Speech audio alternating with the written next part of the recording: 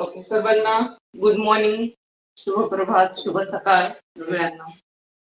Okay आपण second chapter सुरू केला होता, life processing living organism part first.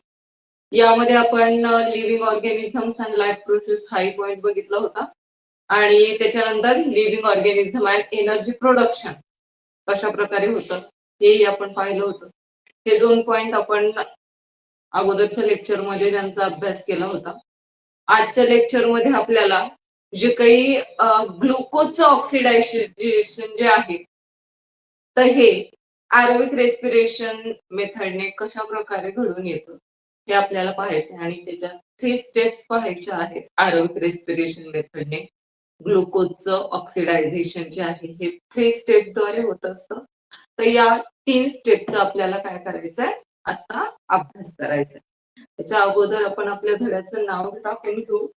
Life processing living organism part second.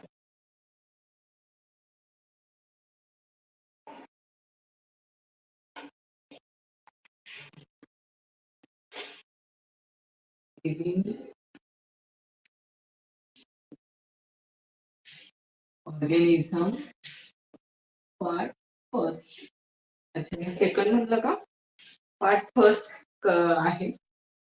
यामध्ये आपल्याला एरोबिक रेस्पिरेशन मेथड ग्लुकोजचे 3 स्टेप्स पाहायचे आणि यामध्ये फर्स्ट स्टेप्स आहे पहा,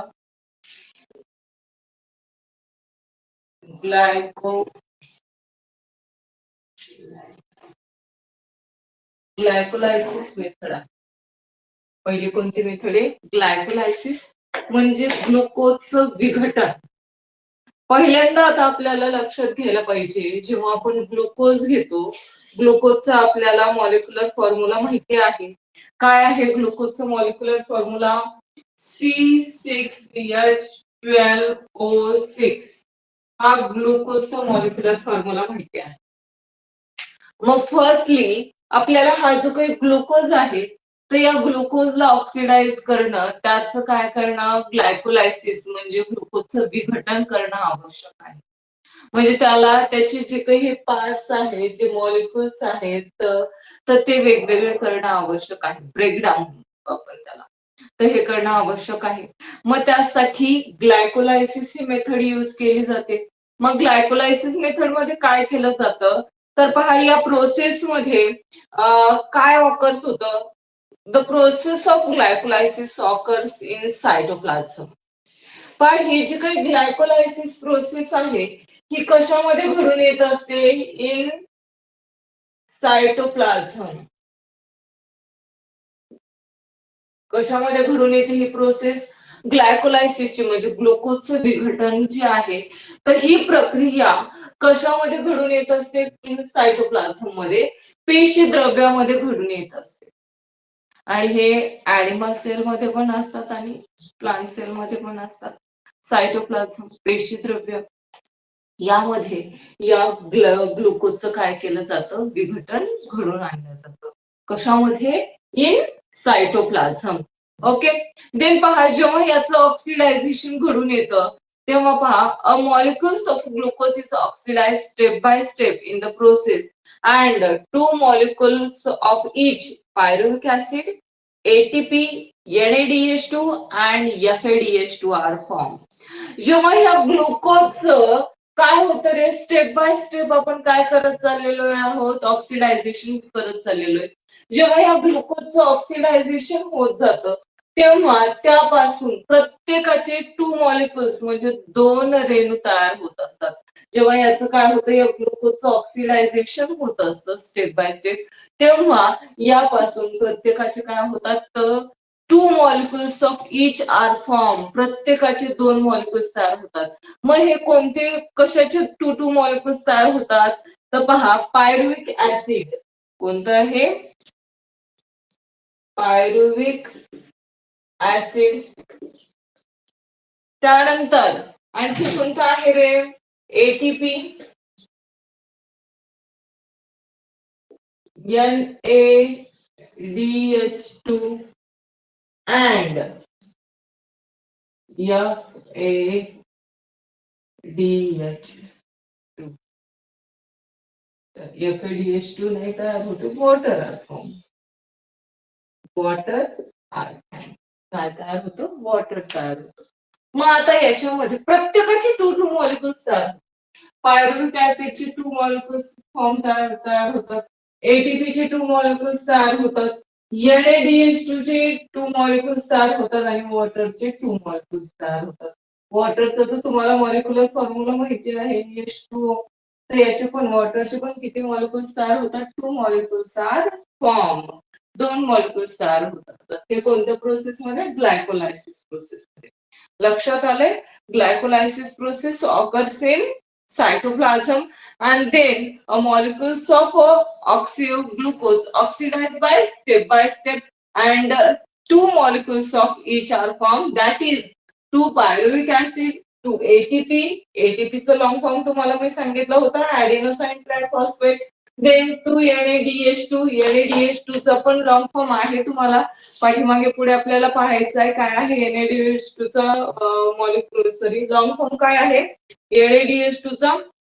निकोटिनामाइड ऍडेनाइन डायन्यूक्लियोटाइड. हा काय त्याचा लॉंग फॉर्म आहे, तो आपल्याला पुढे पाहायचाच आहे ना. आणि 2 मॉलिक्युल्स ऑफ वॉटर, पाण्याचे 2 मॉलिक्युल तयार होतात. देन पहा, molecules of pyruvic acid form in the process are converted into a molecules acetyl coenzyme A. 2 molecules of NADH2 and 2 molecules of carbon dioxide, that is CO2, are released during this process. जेव्हा molecules of pyruvic acid form in this process, जेव्हा या प्रक्रियेमध्ये काय तयार होतात तर हे पायरुव्हिक acid तयार होत असतात. तर ही पायरुव्हिक ऍसिड तयार झाल्याच्या नंतर याचं converted into molecules of acetyl coenzyme A. या पायरुव्हिक ऍसिडचं कन्व्हर्जन जे आहे, रूपांतर जे आहे, ते कशामध्ये होताना आपल्याला दिसून येत आहे? नंतर पायरुव्हिक ऍसिड तयार झाल्याच्या नंतर त्याचं काय झालेलं आहे? कन्व्हर्जन झालेले, कन्व्हर्टेड होत असतं. कशामध्ये रूपांतर होत आहे? acetyl coenzyme A. acetyl coenzyme A. acetyl coenzyme A यामध्ये काय होतं? पायरुव्हिक ऍसिडचं कन्व्हर्जन केलं जातं. And then 2 molecules of NADH2 and 2 molecules of carbon dioxide are released. जेव्हा हे कन्व्हर्जन होत असतं पायरुव्हिक ऍसिडचं acetyl coenzyme A मध्ये, तेव्हा त्यामधून पुन्हा 2 NADH2 molecules तयार होतात and 2 carbon dioxide molecules. 2 कशाचे? NADH2 मॉलिक्युल्स आणि 2 कार्बन डायऑक्साइडचे मॉलिक्युल्स रिलीज होताना आपल्याला दिसून येत असतात. आणि अशा प्रकारे ग्लायकोलायसिसची जी प्रोसेस आहे ते काय होऊन जाते? कंप्लीट होऊन जाते. ओके, आले लक्षात ग्लायकोलायसिस प्रोसेस मध्ये काय होतंय ते? ग्लुकोजचं ऑक्सिडायझेशन कसं झालेलं आहे? आलंय का लक्षात सर्वांच्या?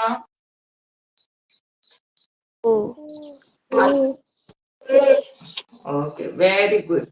कोणाला काही प्रॉब्लेम आहे का ग्लायकोलायसिस प्रोसेस मध्ये? नाही. Okay, good. आता यानंतर पहा, ही फर्स्ट स्टेप होती ग्लुकोजची, ऑक्सिडाइजची. आता आपल्याला सेकंड स्टेप पाहिजे आहे. सेकंड स्टेप आहे पहा, ट्रायकार्बोक्झिलिक ऍसिड सायकल.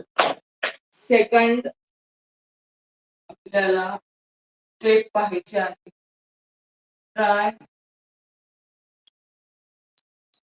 कार्बोक्झिलिक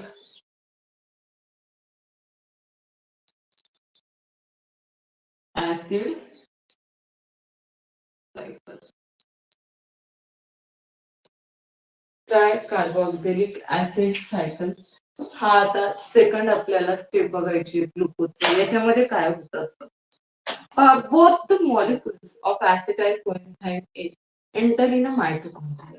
आता या ठिकाणी काय तयार झालेला आहे? हा जो काय acetyl coenzyme A जो आहे हा तयार झालेला आहे कशामध्ये? ग्लायकोलायसिस प्रोसेस मध्ये. मग हा जो काय acetyl coenzyme A जो आहे हा कशामध्ये एंटर करतो? Enter in a mitochondria. Mitochondria. Mitochondria म्हणायचं नाहीये, मायटोकॉन्ड्रिया म्हणायचंय. ओके, म्हणजे तंतुगणिकेमध्ये काय करतात, ऍसिटाइल कोएन्झाइम हे प्रवेश करतात. आणि मायटोकॉन्ड्रिया आपल्याला माहिती, आपण काय म्हणतो त्याला, पॉवर हाऊस ऑफ एनर्जी, ऊर्जेचा एक स्रोत, मोठा स्रोत म्हणतो आपण मायटोकॉन्ड्रियाला. मग हे ऍसिटाइल कोएन्झाइम जे असतात ते कशामध्ये एंटर करतात, एंटरिंग द मायटोकॉन्ड्रिया. देन पहा, cyclic chain of reaction called as a tricarboxylic acid cycle is operated on in the mitochondria. मग या मायटोकॉन्ड्रियामध्ये जेव्हा ऍसिटाइल कोएन्झाइम एंटर करतात, म्हणजे प्रवेश करतात, मग हे प्रवेश केल्याच्या नंतर काय होतं, जी काही सायक्लिक चेन रिएक्शन आहे ही सुरू होते. कोणती चेन सुरू होते, cyclic chain reaction, cyclic chain reaction सुरू होते. कशामध्ये, मायटोकॉन्ड्रियामध्ये. आणि ती सायक्लिक चेन रिएक्शन म्हणजे त्याला आपण काय म्हणतो, ट्राय कार्बोक्सिलिक ऍसिड सायकल असं म्हणत असतो. मग ही सायकल जी आहे ही मायटोकॉन्ड्रियामध्ये ऑपरेट केली जाते. म्हणजे त्याचं चक्र जे आहे हे काय होतं, सुरू होतं. याचं पुढे आपल्याला पाहायचं आहे. मायटोकॉन्ड्रिया आणि ट्राय कार्बोक्सिलिक ऍसिड सायकलची डायग्राम तुम्हाला दिलेली आहे या ठिकाणी. अशा प्रकारची डायग्राम आहे, पहा. सगळ्यांच्या पुस्तकामध्ये आहे. पाहू, येते एका गोष्टी आपल्याला थोडीशी व्यवस्थित करायला. ओके,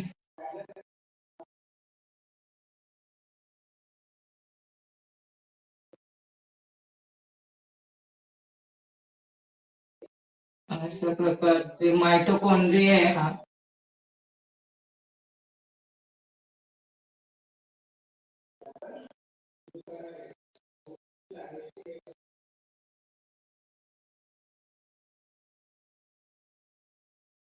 ओके, आता हे मायटोकॉन्ड्रिया आहे.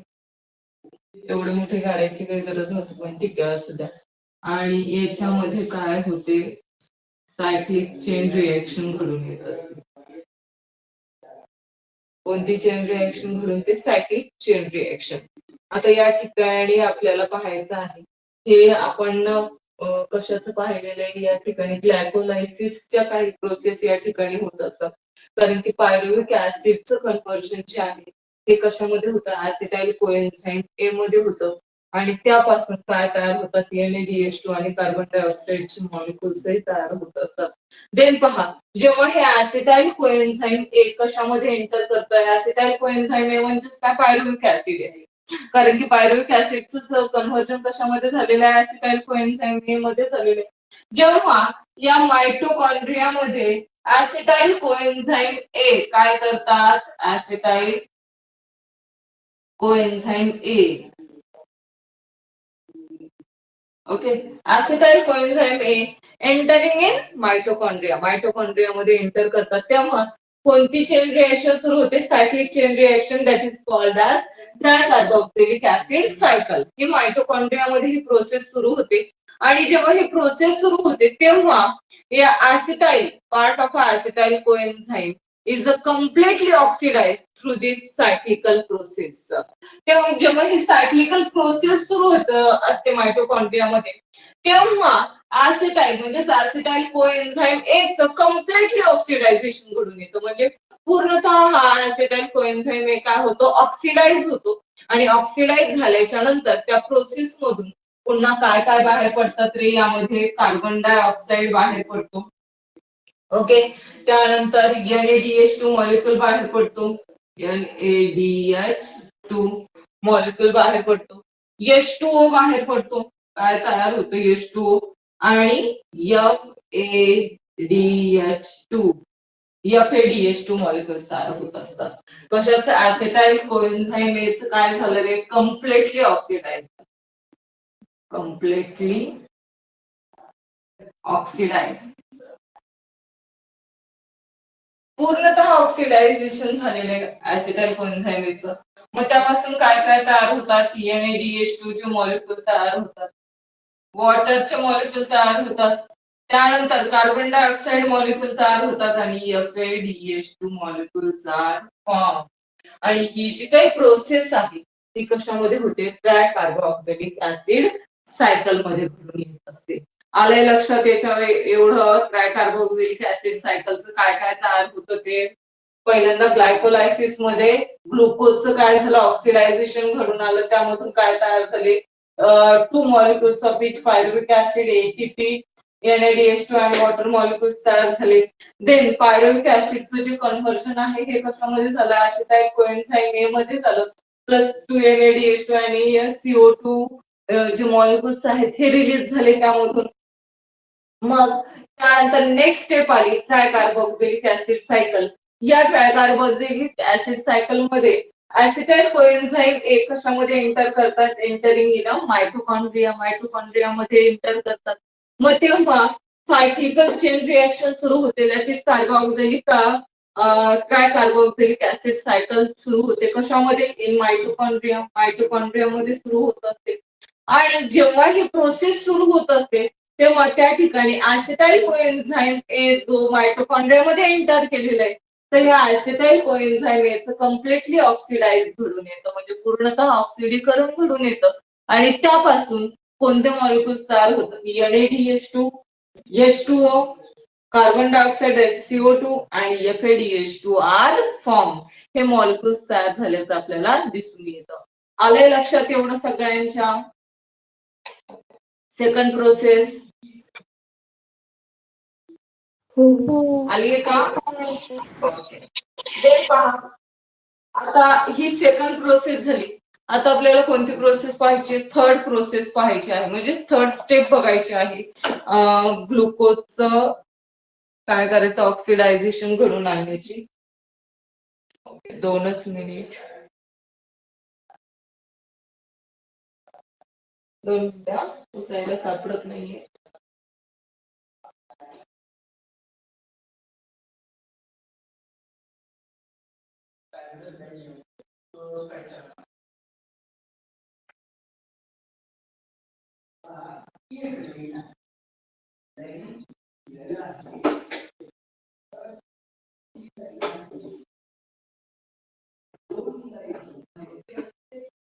या 2 स्टेप्स आपण पाहिल्या.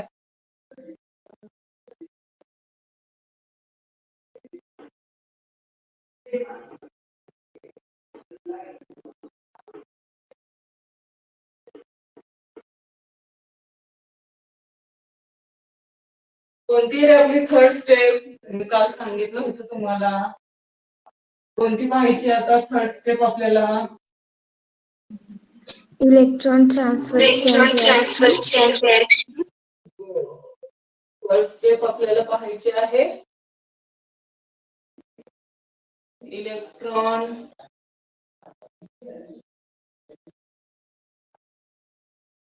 ट्रान्सफर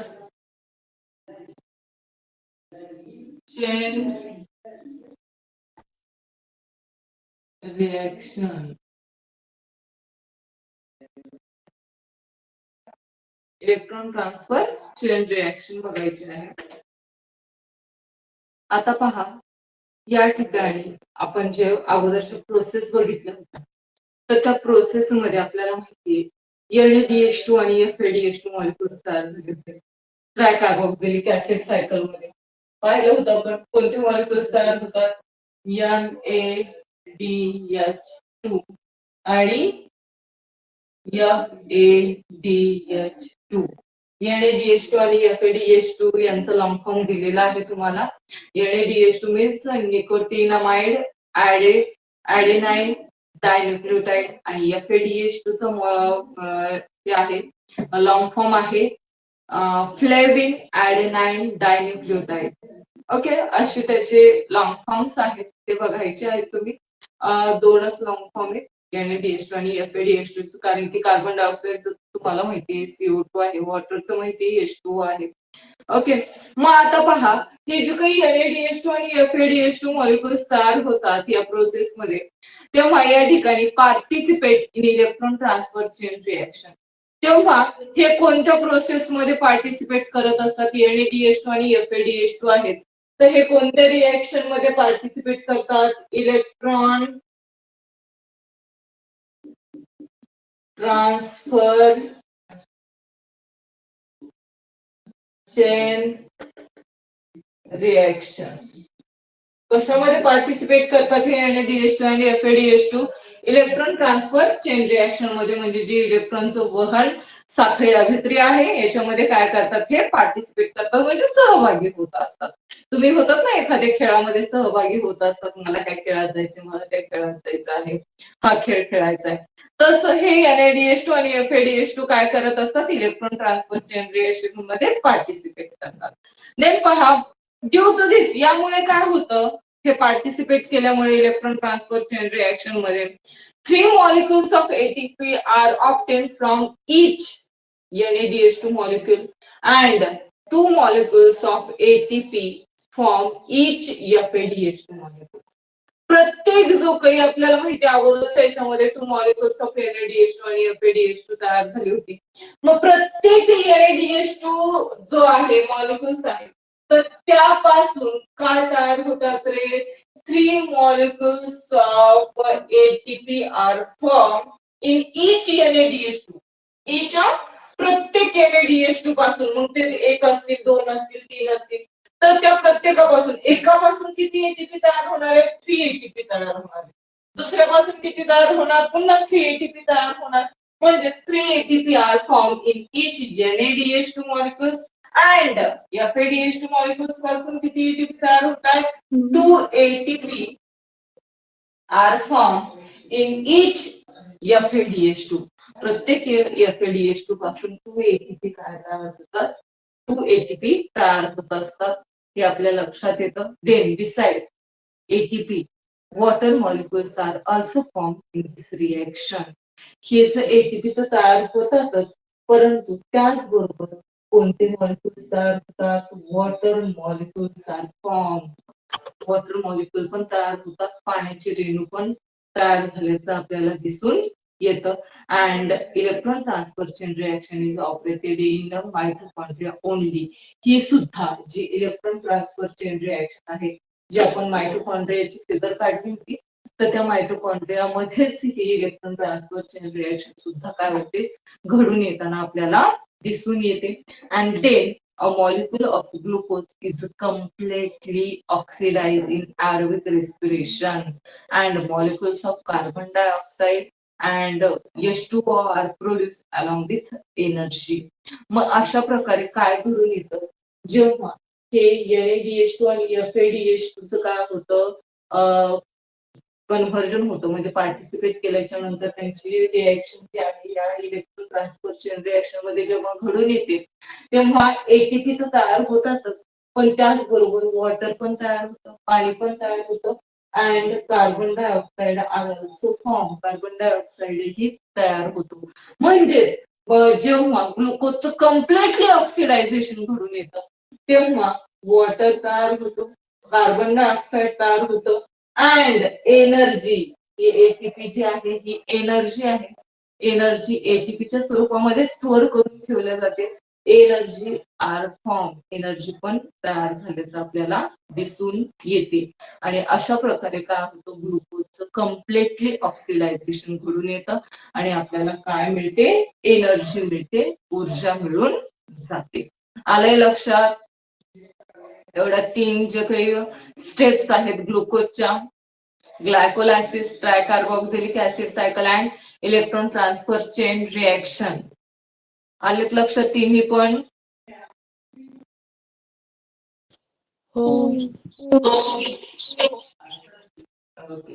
देन जे एटीपी आहे, एटीपीचं आपल्याला शॉर्ट मध्ये थोडस सांगितलेलं आहे, त्याचं लॉंग फॉर्म वगैरे सांगितलेलं आहे, पण आपल्याकडे किती टाइम आहे ते आपल्याला माहिती असणं आवश्यक आहे. ओके, आपण जे एटीपी आहे, तर हे एटीपीच आपण नेक्स्ट लेक्चर मध्ये अभ्यासलं तरी चालेल. ओके, का पाहायचं? एटीपी